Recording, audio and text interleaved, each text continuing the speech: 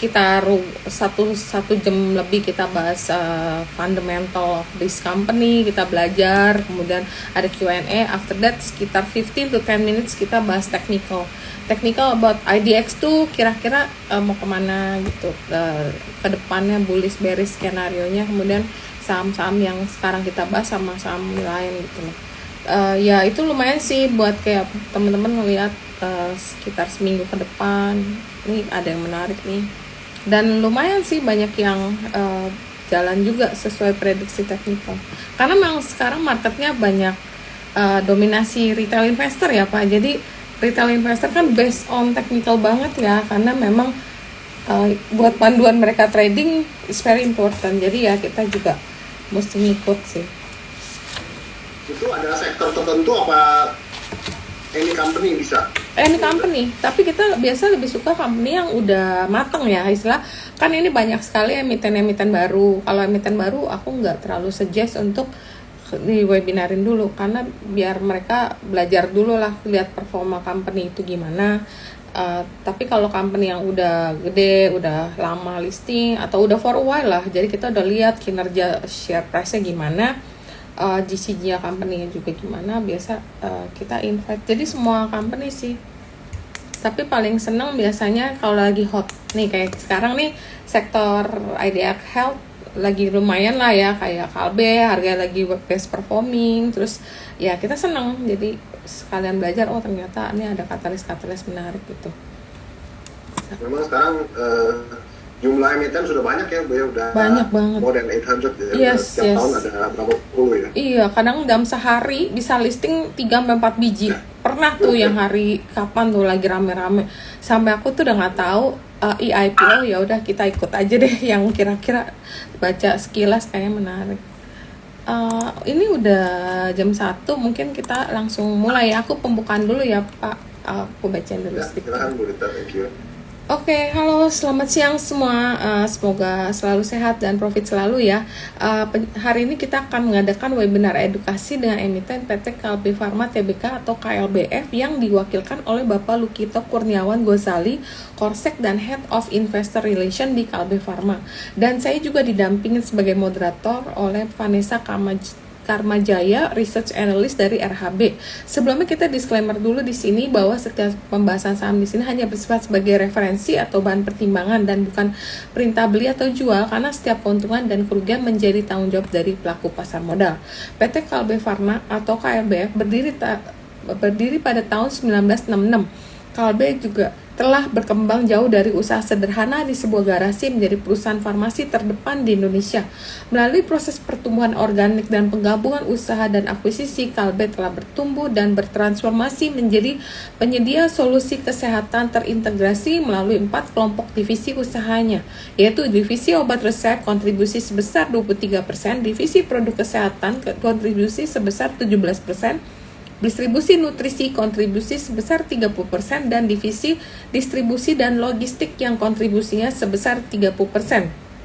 Keempat divisi usaha ini mengelola portofolio obat resep dan obat bebas yang komprehensif, produk-produk minuman energi dan nutrisi, serta usaha distribusi yang menjangkau lebih dari 1 juta outlet di seluruh kepulauan di Indonesia. Bapak Lukito Kurniawan Gozali bergabung di PT Kalbe Pharma Tbk pada tanggal 1 Oktober. Saat ini beliau menjabat sebagai Head of Investor Relation di PT Kalbe Pharma Tbk.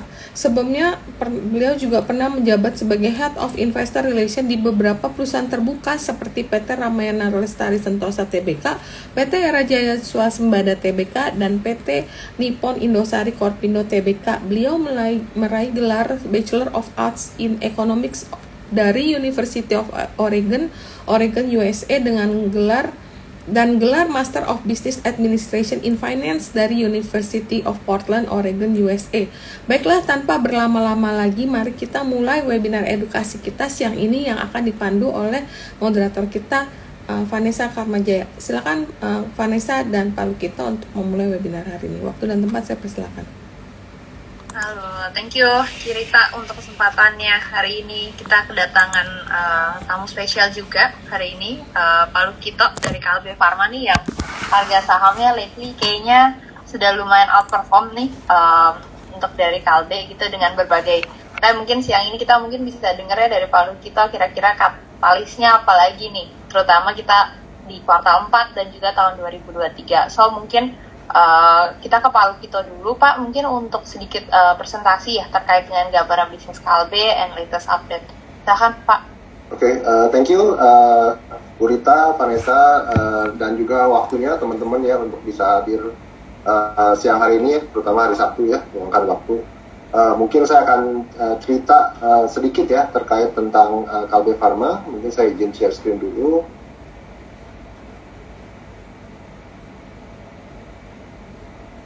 Nah, sudah terlihat ya Vanessa ya? Aman, udah. Okay, thank you. Nah, mungkin tadi udah sedikit diceritakan ya dengan Bu Rita bahwa Kalbe memang secara umur sudah cukup lama ya di market ya, sejak tahun 1966 ya. Kita memulai bisnis pertama dari farmasi ya, obat pertama ya. Obat pertama kita dulu namanya Biokasenton ya. Sebenarnya masih ada di sekarang juga masih ada gitu loh. Nah, sejak itu mulai merambah ke bisnis-bisnis lainnya. Kita ada consumer health, ada nutrisi, dan juga distribution dan logistik. Sebagai company kita punya banyak sekali ya produk ya. Mungkin teman-teman juga tahu di market ya, dari obat-obatan dari antiviral, obat kolesterol ya. Di consumer health kita punya kayak energy drink, ada Eskrajos ya. Kita ada juga obat-obat OTC seperti mungkin Promac ya, Promac, Comix ya, Mixagrip ya. Di nutrisi kita cukup kuat dengan brand Morinaga. Ya, selain Morinaga kita juga ada beberapa brand tertentu seperti kayak Diabetasol, ada juga Hydro Coco, ya. Dan mungkin yang terakhir adalah distribution dan logistik. Itu bisnisnya lebih ke distribusi ya. Karena seperti banyak perusahaan besar lainnya, Kalbe juga memiliki bisnis distribusi sendiri. Seperti itu. Nah, untuk sebagai emiten kita sudah listed sejak tahun 1991. Yang memang sudah cukup lama ya, dan juga kita memiliki free float di market itu sekitar 41-42%. Nah, seperti itu. Nah, untuk market cap sendiri memang beberapa minggu terakhir ini cukup bagus ya performance ya. Sekarang itu lately sekitar 86,5 triliun sebenarnya secara market cap ya. Untuk breakdown sendiri ya, tadi Bu Rita sempat info juga terkait dengan ada obat resep, ya, ada consumer health, ada nutrition dan distribution dan logistik. Secara quarterly memang angkanya kurang lebih bisa plus and minus ya, mungkin quarter-quarter tertentu seperti OTC bisnis ya, Promac ya, di lebaran itu naik cukup tinggi ya, mungkin additional sekitar 20-30% ya. Mungkin seperti kayak akhir tahun biasanya performance juga lebih tinggi. Nah, untuk market serve-nya sendiri memang kita penjualan masih sekitar 95% di domestik ya, jadi via Encephal. Dan kita juga ada sekitar 5% melalui ekspor ya, atau international business ya, melalui Kalbe Internasional. Nah, untuk areanya sendiri memang kita cukup banyak ya areanya yang kita cukup cover, dan kebanyakan ada di Asia Tenggara. Setelah itu ada juga di negara-negara Afrika. Nah, selain itu juga kita punya 2 fasilitas produksi yang memang sudah kita bangun ya di luar Indonesia ya. Yang pertama adalah di Nigeria, yaitu sudah cukup lama ya, sebelum tahun 2000 ya kita kerjasama dengan local partner di sana ya, Orange Limited, dan baru-baru ini di tahun 2020 kita baru saja menyelesaikan hasil transportasi ya di Myanmar gitu. Jadi kita ada 2 fasilitas produksi. Nah, kita dan masing-masing negara memang mempunyai karakteristik yang cukup berbeda ya. Jadi memang seperti kayak contoh di Singapura kita cukup kuat dengan Woods ya, yang cough syrup ya. Di Philippines kita cukup kuat juga dengan Eskrajos ya, ada Diabetasol di sana. Di Myanmar kita cukup kuat dengan OTC ya. Jadi memang tiap-tiap negara akan cukup berbeda dari sisi produk mix-nya. Nah, untuk semester 1 sendiri ya, di slide ini saya akan memberikan sedikit gambaran ya apa yang terjadi dan juga terkait dengan performance ya. Jadi support growth apa yang kita dapatkan ya selama semester 1 ini. Jadi memang first semester ini kita perform sekitar 12,2% ya untuk penjualan salesnya, sedangkan net profitnya itu kita tumbuh sekitar 9,3%. Nah, dari sisi pertumbuhan memang ada beberapa faktor di sana. Ya, nomor satu adalah terkait dengan JKN ya, atau National Health Insurance Program, di mana kita menjual produk-produk yang generik ya di sana, dan memang biasanya itu berdasarkan tender ya, dan memang tender terakhir kita mendapatkan jumlah SKU yang cukup banyak sehingga menimbulkan ada pertambahan pertumbuhan penjualan di bisnis generik kita.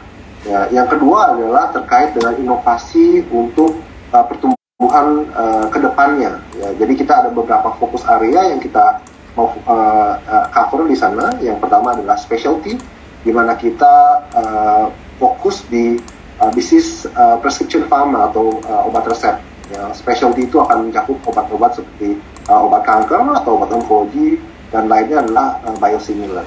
Ya, biosimilar itu kita sudah komplit, kita punya local facility ya, terakhir kita menyelesaikannya di tahun 2018. Saat ini kita sudah mempunyai 2 produk dengan 3 varian, dan diharapkan sampai akhir tahun depan kita akan ada tambahan 4 produk lagi. Nah, selain itu kita juga akan mengcover area yang kita namakan preventif ya, di daerah consumer health. Apa itu preventif ya? Kalau kita lihat ya, banyak sekali obat-obat consumer health itu yang mencakup OTC itu lebih curative ya, atau sifatnya lebih menyembuhkan ya, dan banyak kan berdasarkan chemical based product ya, atau obat-obat kimia ya. Nah, kalau preventif ini memang khusus untuk lebih pencegahan. Jadi obat areanya lebih kayak ke herbal ya, obat-obat herbal, vitamin, multivitamin, rasa ya. Jadi nanti akan ada pengembangan produk ya dari sisi preventif ya, terutama dari herbal ya. Kalau mungkin teman-teman di market juga sudah dengar terkait dengan bejo ya, dan kita mulai juga mengembangkan produk-produk seperti kayak Comix herbal untuk dewasa dan anak ya. Kita ada Enterosop juga ya, anti diarrhea ya, yang herbal juga ya. Kalau teman-teman tahu juga, ingat tahun lalu kita sempat mengeluarkan produk namanya Vatican Promune 2020, di mana itu fungsinya lebih untuk meningkatkan ketahanan tubuh ya, imun sistem kita untuk mencegah COVID. Nah, mungkin yang terakhir adalah terkait dengan affordable. Ya, kita melihat ada penurunan daya beli dari masyarakat ya, di segmen-segmen tertentu. Oleh sebab itu kita juga menyediakan produk-produk yang lebih affordable di market. Salah satunya adalah produk nutrisi ya, seperti Kilgo, seperti itu. Nah, selain itu mungkin faktor yang ketiga kita lihat adalah terkait dengan digital health initiative. Ya, mungkin teman-teman juga pernah ya menggunakan Klik Dokter ya. Kalau mungkin Emos dan Mostrans lebih ke area yang B2B ya, mungkin merchantnya Encephal. Cuman kalau Klik Dokter itu lebih ke telemedicine ya, mungkin pernah ada yang juga menggunakan. Jadi memang di B2C itu kita sudah cukup lama ya mengembangkan Klik Dokter di sana. Kita juga cukup luas ya dari sisi coverage dokternya. Kita tidak hanya fokus ke rumah sakit tertentu atau area tertentu, kita cukup open. Nah, mungkin nanti ada 2-3 slide setelah ini saya akan bahas lebih banyak terkait dengan digital health initiative. Nah, yang keempat adalah terkait dengan rising health awareness ya, atau seperti contohnya mungkin di masa COVID ya, banyak sekali orang-orang lebih aware ya, lebih ngerti tentang kesehatan.